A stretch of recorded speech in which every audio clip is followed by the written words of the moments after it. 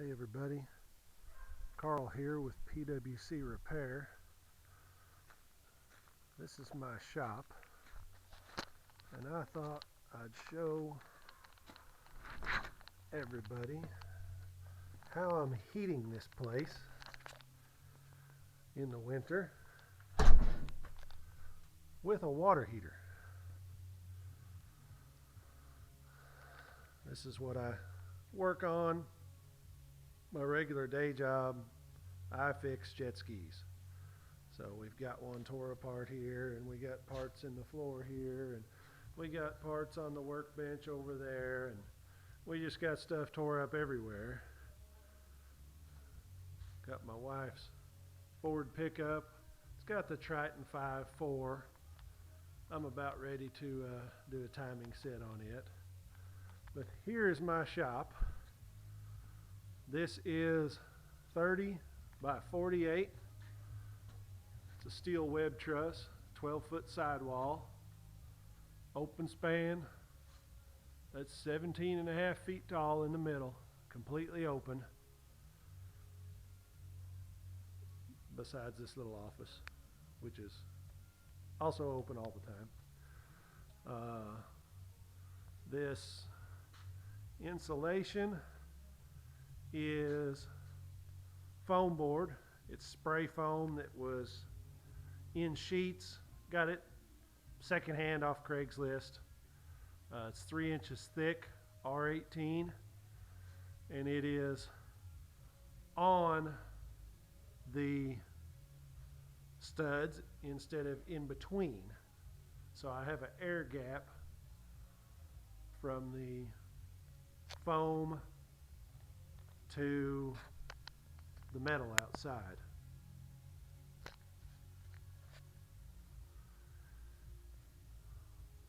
Regular concrete floor, it's 6 inches thick. It is insulated underneath with 1-inch styrofoam. I did run tubing through the floor. There's 4 loops there, 300 foot each, tied to manifolds running up to a pump. Here's everything else. And this is what I wanted to show everybody. I researched a lot, saw a lot of stuff, people saying, no, you can't do it, it'll never work, blah, blah, blah. Well, I just decided I was going to do it anyway because this stuff was cheap or free. This is a 40-gallon regular residential water heater with 2 4,500 watt elements, and it's wired up. It just does its thing, comes on and off when it needs to. And then the piping comes over to a valve. We've got a pressure cutoff here. I'm using this as a low water cutoff. If something happens and I drop pressure due to a water leak or something, that is tied into the controls, which are in this repurposed meter box, and it will kill all the power and shut everything down. Then you've got your expansion tank. It's a closed loop system. Got to have an expansion tank.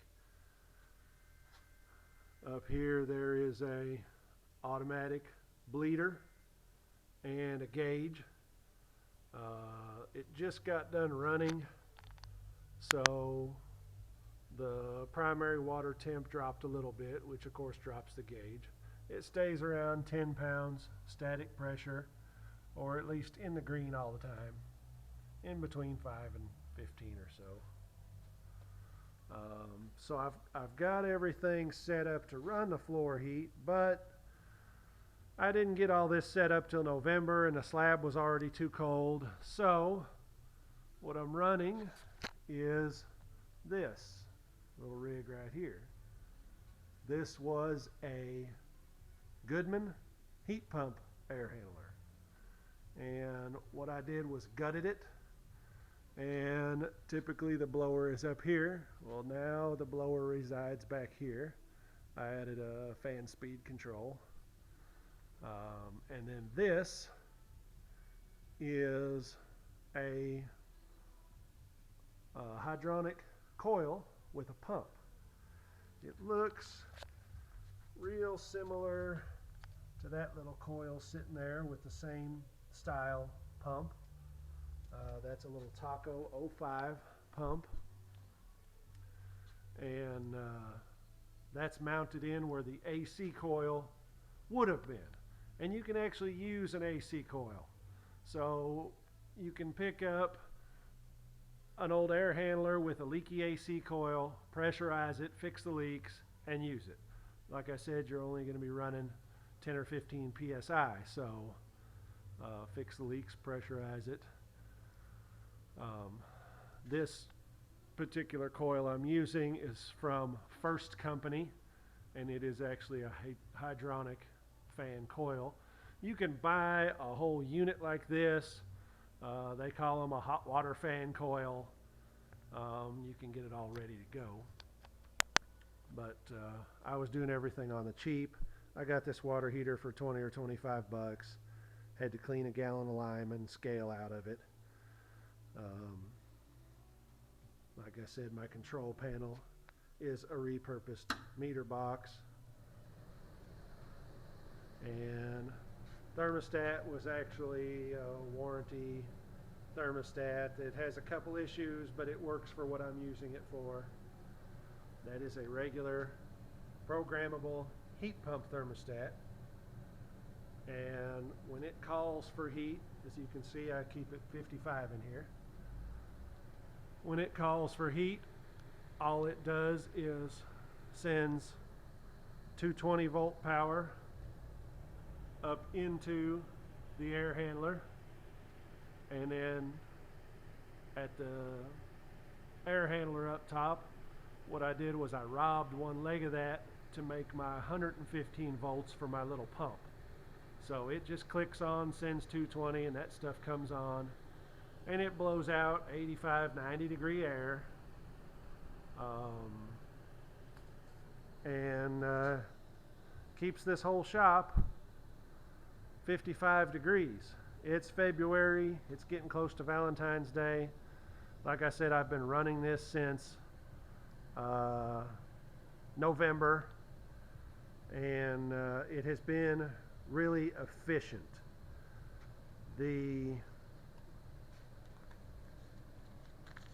difference between if I was to just hang a 5500 watt electric furnace up here, the difference would be I'd be using about 3 times more power than what I'm using. Even though I have a 4500 watt element in here, you actually get about 3 times the BTU out of heated water than you do heated air.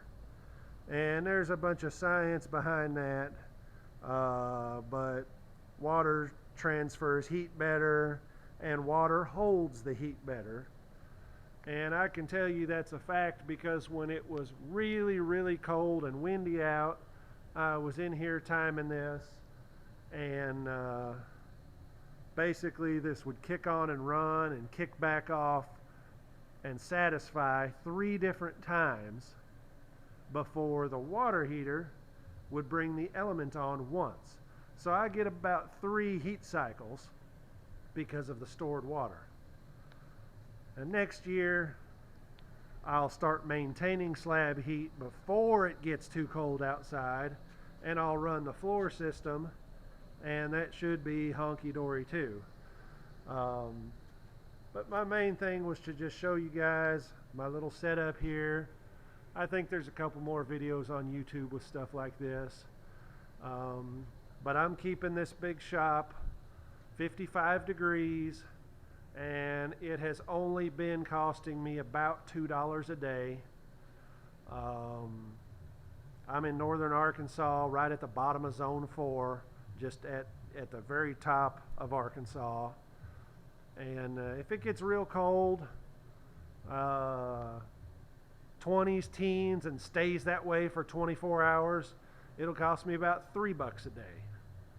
So overall, I'm just very pleased. It's working like a champ, and I can work on all my projects down here. And like I said, it doesn't cost me a fortune. If you have natural gas available, you could use a natural gas water heater and hook up the same type of system, pumping water through a little fan coil. And that's, like I said, that's all I'm using right now. I'm not even using the floor heat at all.